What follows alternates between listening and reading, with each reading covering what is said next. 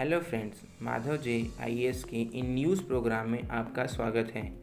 चर्चा में रहे अफ्रीकी स्वाइन फीवर क्या है, आइए हम इसको समझते हैं। एशिया के छोटे फॉर्म अफ्रीकन स्वाइन फीवर के प्रकोप से प्रभावित हुए हैं। क्यों हुए हैं, इसके विषय में रिपोर्ट आई है जिसको चर्चा में विषय बना रहा। इसमें कहा गया कि सुअर फॉर्म के मुख्य रूप से छोटे किसान का मामला बने हुए हैं, अर्थात भारत सहित कई देश अर्थात 70% सुअर फार्मों का स्वामित्व छोटे किसानों के पास है।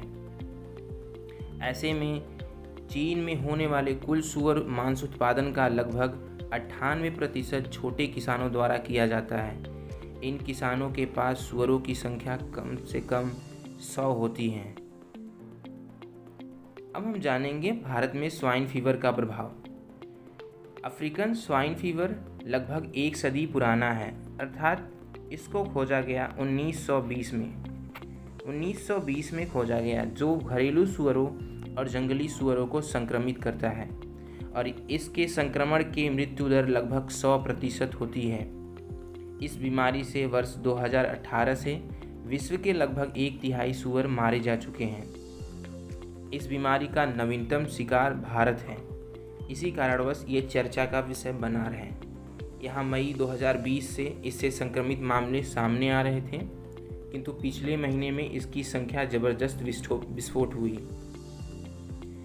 भारत में जहाँ सरकारें छोटे उद्यमियों को बढ़ावा देने के लिए पैकेज पे पैकेज निकाल रही हैं, वहीं ऐसी बीमारियाँ छोटे उद्यमियों को बर्बाद करने में लगी हुई हैं।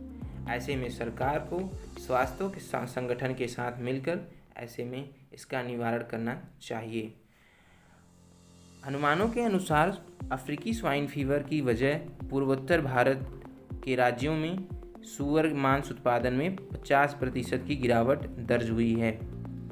हमें ज्ञात है कि हमारे पूर्वोत्तर राज्य मांस उत्पादन में अग्रणी हैं, जैसे नागालैंड, अरुणाचल प्रदेश। इन क्षेत्रों में मांस की अधिक उत्पादकता होती है, जिसका खाद्य श्रृंखला मांस ही है। अफ्रीकन स्वाइन फीवर क्या है, इसके बारे में जानते हैं। अफ्रीकन स्वाइन फीवर एक अत्यधिक संक्रामक घातक पशु रोग है। कैसा रोग है? पशु रोग है। ये घरेलू और जंगली सुअरों को संक्रमित करता है। इसके संक्रमण से सुअर एक प्रकार की तीव्र रक्तस्रावी बुखार यानी हेमोरेजिक फीवर से पीड़ित होते हैं।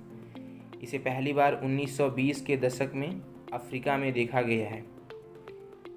इस रोग में मृत्यु दर 100% के करीब होती है, अर्थात इसके होने से सुअरों की मृत्यु तय होती है। इस बुखार का अब तक कोई इलाज नहीं खोजा गया है। इसके लिए अभी तक कोई मान्यता प्राप्त टीका भी नहीं खोजा गया है। इसकी वजह से संक्रमण को फैलने से रोकने के लिए संक्रमित जानवरों को मार दिया जाता है। आइए हम फिगर के माध्यम से थोड़ा सा देख लेते हैं ताकि हमें रिकॉल रहे। फ्रेंड्स, ये स्वाइन फीवर, फ्लू फीवर जो है, ये पालतू सुअरों और जंगली सुअरों दोनों को प्रभावित करता है। इसके कोई वैक्सीन या कोई टीका अभी तक निर्मित नहीं है। ये वायरस ह्यूमन को प्रभावित नहीं करती है। ऐसे में संक्रमित सुअरों को टीकाकरण या इलाज के दौरान उसको किसी अन्य सुअरों के पास रख न कर उसे मार दिया जाता है ताकि संक्रमण न फैले। इसके सिम्टम्स क्या होते हैं? सिम्टम्स ये होते हैं कि सुअरों को हाई फीवर होता है तथा उनके पेट के नीचे एक डेयरनेस हो जाता है, लाल चकत्ते पड़ जाते हैं, उन्हें वोमिटिंग होने लगती है और रेडनेस स्किन हो जाते हैं, यानी जो त्वचे हैं वो रेड हो जाते हैं। हाल ही फिलहाल में एशियन कंट्री में ये हिटेंस हुआ है। ये चर्चा का विषय इसलिए है कि एशिया सबसे बड़ा मांस उत्पादक क्षेत्र अर्थात चाइना के 90% यहाँ पे जो है उत्पादकता इस पे निर्भर करती है। तो ऐसे में ऐसे खाद्य श्रृंखला जब प्रभावित होगी, तो जब खाद्य श्रृंखला में किसी एक घटकों का प्रभावन होता है तो इससे सारे घटक प्रभावित होने लगते हैं। इस प्रभावित क्षेत्र को देखते हैं, जैसे नॉर्थ कोरिया, वियतनाम में पिछले वर्ष 2.8 मिलियन पिग्स इसके द्वारा मारे गए हैं। कोलंबिया, हाल फिलहाल में इंडिया में भी इसका संक्रमण देखा गया है। तो ऐसे में ये चर्चा का विषय इस वजह से बना, ये हमारे जैव विविधता के संतुलन तथा पारिस्थितिकी संतुलन के लिए अति महत्वपूर्ण है। इसमें जैव विविधता के घटकों की निर्भरता को कम करते हैं। आइए हम इससे बनने वाले क्वेश्चन को लिंक करके देखते हैं। अगर आपको ये क्वेश्चन के उत्तर यहाँ से मिलते हैं तो कमेंट बॉक्स में ज़रूर दें। पहला क्वेश्चन, क्या स्वाइन फीवर मनुष्य को संक्रमित करता है? दूसरा क्वेश्चन, क्या ये वायरल बीमारी है? तीसरा क्वेश्चन, इसकी खोज सबसे पहले कब हुई थी? चौथा क्वेश्चन, 2020 में कौन कौन से देश इससे प्रभावित हुए हैं?